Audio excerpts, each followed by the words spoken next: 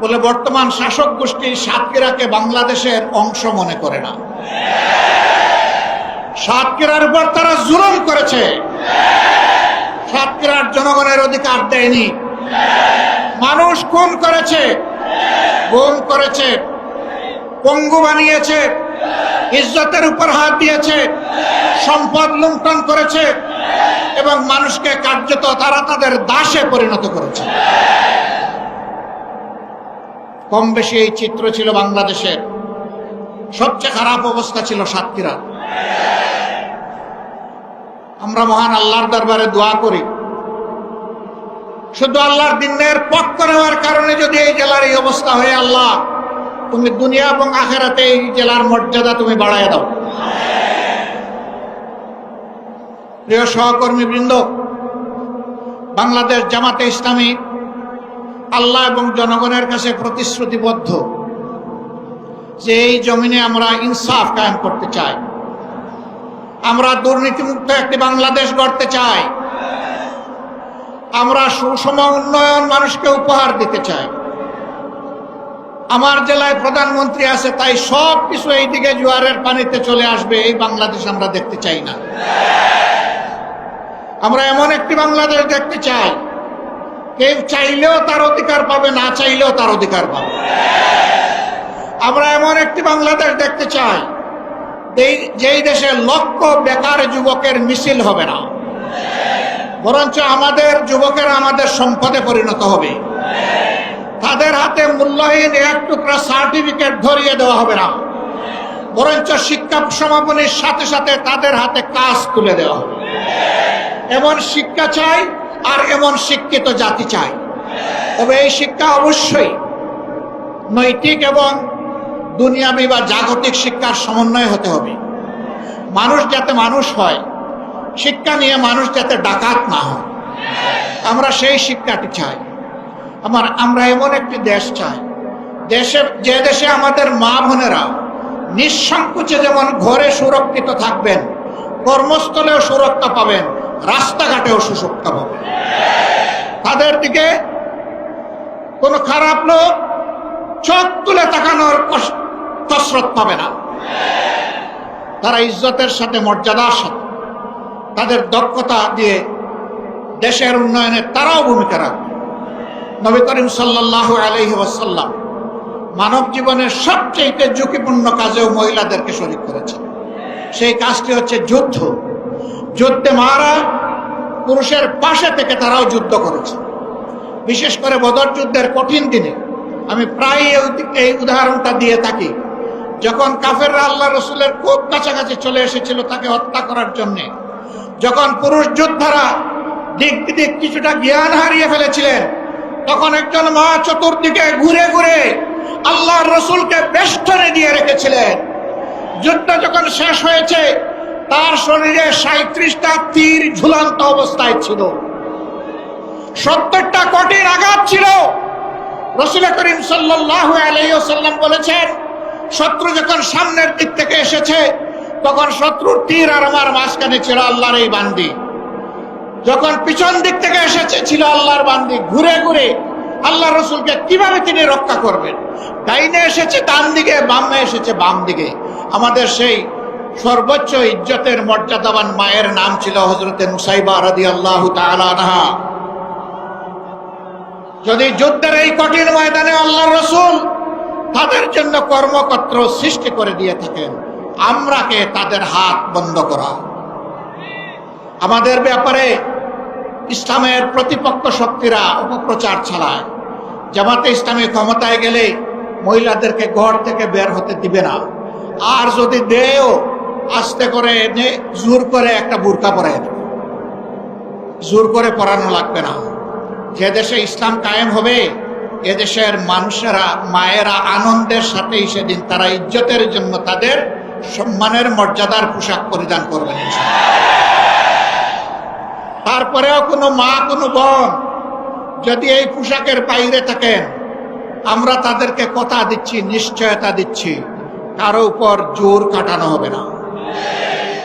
কারণ এদেশে শুধু মুসলমানরা বসবাস করে না, অন্যান্য ধর্মের লোকেরাও বসবাস করে। তারা তো আমাদের ধর্ম যেহেতু গ্রহণ করেনি, তাদের জন্য ইসলামের প্রেসক্রাইব করা পর্দাও তাদের জন্য প্রযোজ্য নয়। তারা যদি ইসলামের সৌন্দর্যে অভিভূত হয়ে ইসলাম কবুল করে সেটা ভিন্ন কথা, তাদেরকে ইসলাম গ্রহণ করতেও কাউকেই বাধ্য করা হবে না। সম্মানিত সহকর্মী বৃন্দ, এই দেশে শুধু মুসলমানরা বসবাস করে না, হিন্দু, খ্রিস্টান, বৌদ্ধ ধর্মের লোকেরাও বসবাস করে। আমরা এমন একটি দেশ চাই যে দেশে মসজিদও পাহারা দেওয়ার প্রয়োজন হবে না, মন্দির এবং মঠও পাহারা দেওয়ার দরকার, গির্জাও পাহারা দেওয়া লাগবে না। সকল ধর্মের লোকেরা তাদের আপন আপন ধর্ম তাদের মতো করে শান্তিতে নিরাপত্তার সাথে তারা পালন করে। আলহামদুলিল্লাহ, আমাদের দেশটি সাম্প্রদায়িক সম্প্রীতির একটি চমৎকার বাগান, কিন্তু আমাদের বাগানে মাঝে মাঝে হুতুম পেঁচা ঢুকে পড়ে। এই হুতুম পেঁচাদের ব্যাপারে আমাদেরকে সতর্ক থাকতে হবে। আমরা এই সম্প্রীতি নষ্ট করতে দেব না। আমরা এমন একটি বাংলাদেশ গঠন করতে চাই যেখানে মানুষকে তার শিক্ষা কিংবা কাজের ধরন দেখে মর্যাদা দেওয়া হবে না, বরঞ্চ প্রত্যেকটা মানুষকে আশরাফুল মখলুকাত হিসেবে মর্যাদা দেওয়া হবে। আমার দেশের একজন পরিচ্ছন্নতা কর্মী, তিনিও আমার ভিআইপি। তারা যদি 3 দিনের জন্য তাদের কাজ বন্ধ করে, আমরা কেউ ঘর থেকে বের হতে পারবো না। তাদের এই কাজ, কঠিন কাজ আমি করতে পারবো না। তারা কষ্ট করে এই কাজটা আমাদের করে দেন, আমি তাদেরকে স্যালিউট জানাই। সে আমার ভাই, সে আমার বোন, সে আমার এই সমাজকে চালু রেখেছে। যে ভাইটি আমার রিক্সা চালিয়ে জীবন নির্বাহ করে, ও রিক্সা না চালাইলে আমি আমার কর্মস্থলে যেতে পারবো না, আমি তাকে স্যালিউট জানাই।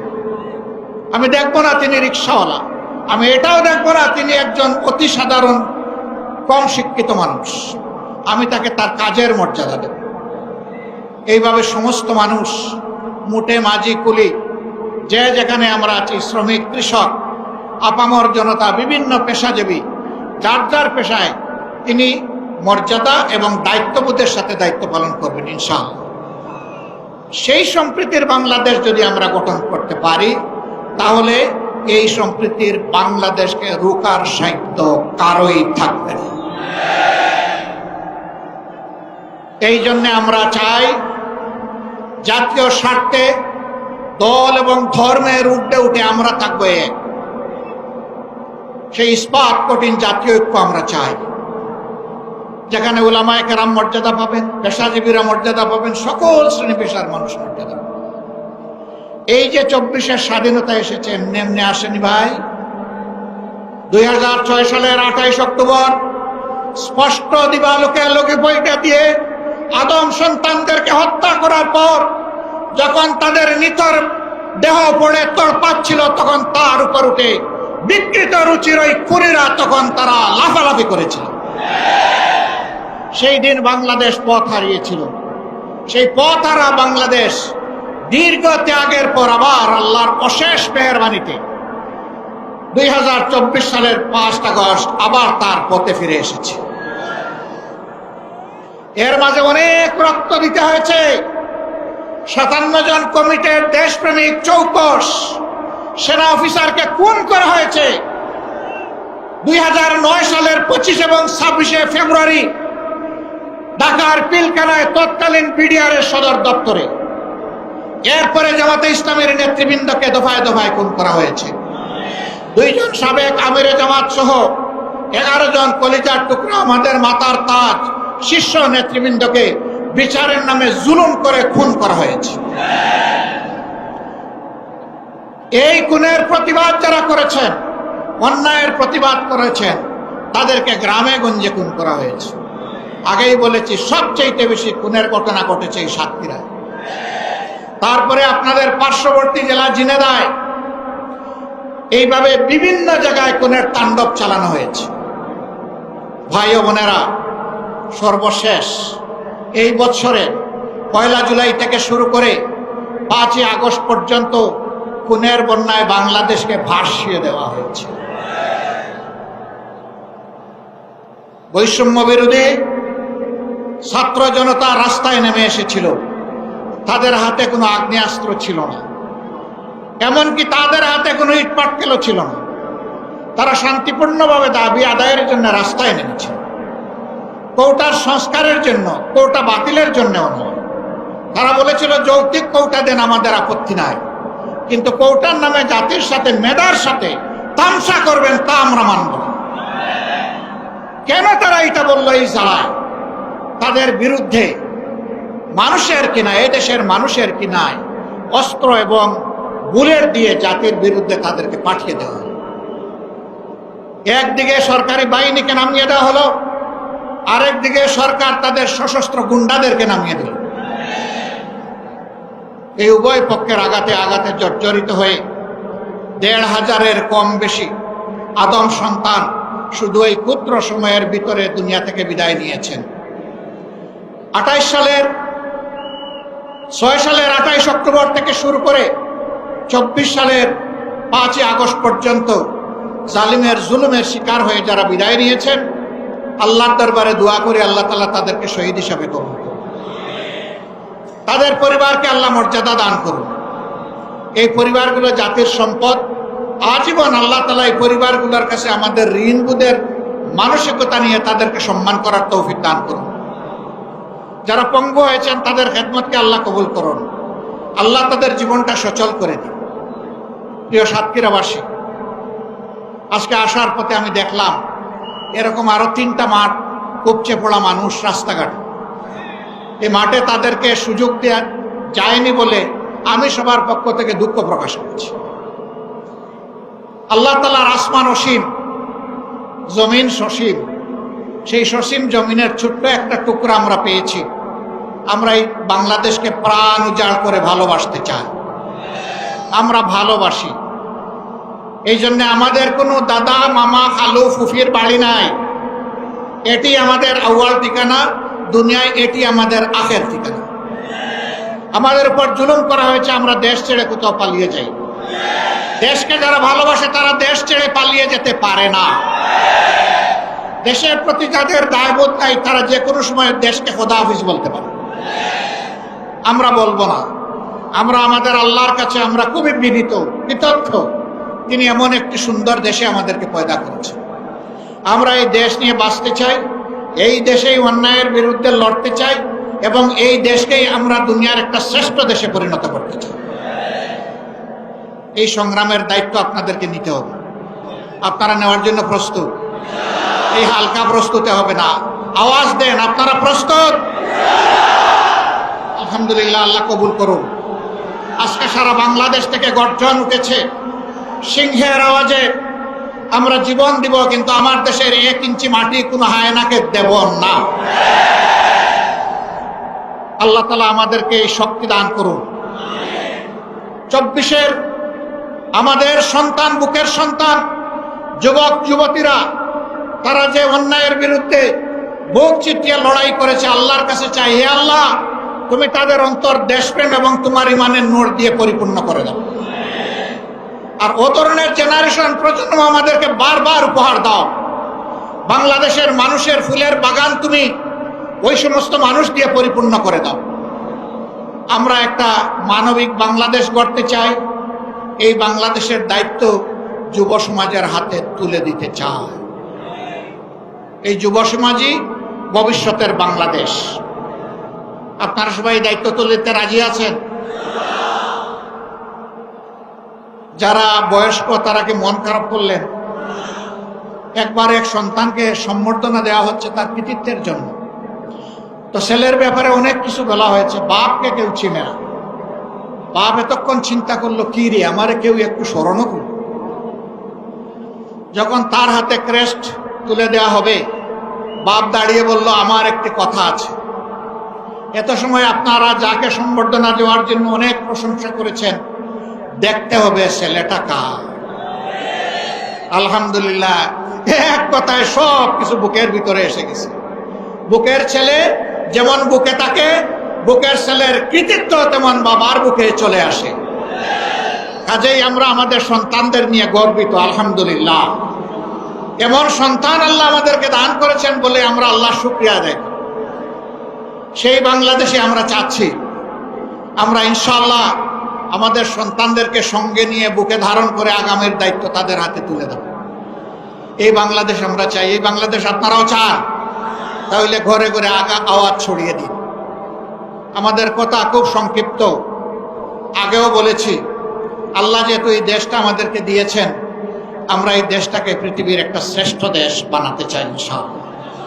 কিন্তু আমাদের আকাশে আজকের মেঘের কথা বলছি না, কালো শকুন এখনো ঘোরাফেরা করতেছে। এই শকুনের দিকে তীর্যক দৃষ্টি রাখতে হবে। কোনো শকুনকে মাটিতে নামতে দেওয়া যাবে না। আপনারা টের পাচ্ছেন মাঝে মধ্যে ফুসফাস? হ্যাঁ, আমরা ধৈর্যের পরিচয় দিয়েছি, ওরা আমাদের ধৈর্যের সুড়সুড়ি দেয়, যেন আমাদের ধৈর্যের বাঁধ ভেঙে তাদের মতো কাণ্ডজ্ঞানহীন আমরা কিছু করে বসি। ওরা বলেছিল আওয়ামী সরকারের পতন হলে মাত্র 2 দিনে 5 লক্ষ মানুষ প্রতিপক্ষের লোকেরা খুন করে ফেলবে। এটা কি বাংলাদেশে হয়েছে? কেন হয় নাই? ওরা কাণ্ডজ্ঞানহীন অপদার্থ ছিল, কিন্তু জাতি অত্যন্ত কাণ্ডজ্ঞান সম্পন্ন। এই জাতি কাণ্ডজ্ঞানহীন নয়। ওরা দেশকে ভালোবাসে না বলে পালায়ে যায়। এই জাতি দেশকে ভালোবাসে বলেই ওগুলা করতে দেয়নি। অতএব আমাদের ধৈর্যের আর পরীক্ষা নিয়ে কোনো লাভ নাই। আল্লাহর পক্ষ থেকে এই জাতি ধৈর্যের পরীক্ষায় উত্তীর্ণ হয়ে গিয়েছে আলহামদুলিল্লাহ। এই ধৈর্য আমাদেরকে অব্যাহত রাখতে হবে। যে যে দিক থেকেই আমাদেরকে উস্কানি দেব, কারো পাতা ফাঁদে আমরা পা দিব না ইনশাআল্লাহ।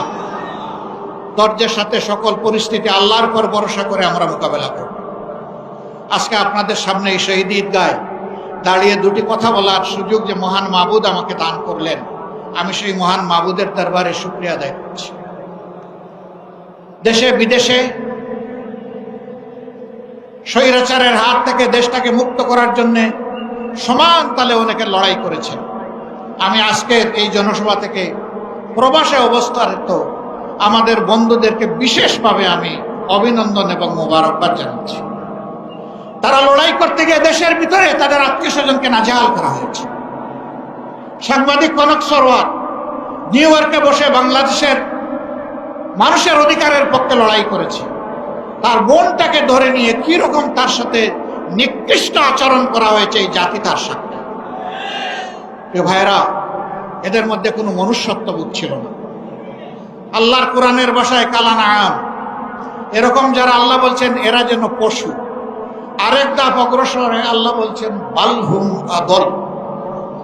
পশুর তো আমি বিবেক দেই না, এই জন্য সে ভালো মন্দ বুঝে না। ওদেরকে বিবেক দেওয়ার পরে যারা এই কাজ করেছে এরা পশুর চেয়েও নিকৃষ্ট। আল্লাহর কাছে ওই জাত থেকে কিয়ামত পর্যন্ত আশ্রয় চাই। ওই জাত যেন আর ফিরে আসতে না পারে। আপনারা সবাই সজাগ থাকবেন তো না ঘুমায় পড়বেন? আল্লাহ তাআলা এই জাতিকে সজাগ থেকে সকল ষড়যন্ত্র মোকাবেলা করার তৌফিক দান করুন। প্রিয় বাংলাদেশকে আল্লাহ তাআলা কবুল করুন। এ দেশের উপর আল্লাহ তার রহমত নাজিল করুন, বারাকা নাজিল করুন, শান্তির ফয়সালা দান করুন। এক টুকরা কোরআনের বাংলাদেশ আল্লাহ আমাদেরকে দান করুন। আপনাদের সকলকে আজকে এখানে আসার জন্য গভীর কৃতজ্ঞতা জানিয়ে, আল্লাহর জন্য ভালোবাসা জানিয়ে, হে আল্লাহ তুমি সাক্ষী থাকো, আমরা শুধুই তোমার জন্য আমরা এক অন্যকে ভালোবাসি। হে আল্লাহ, আমাদের এই ভালোবাসাকে তোমার জান্নাতে নিয়ে যাই আল্লাহ।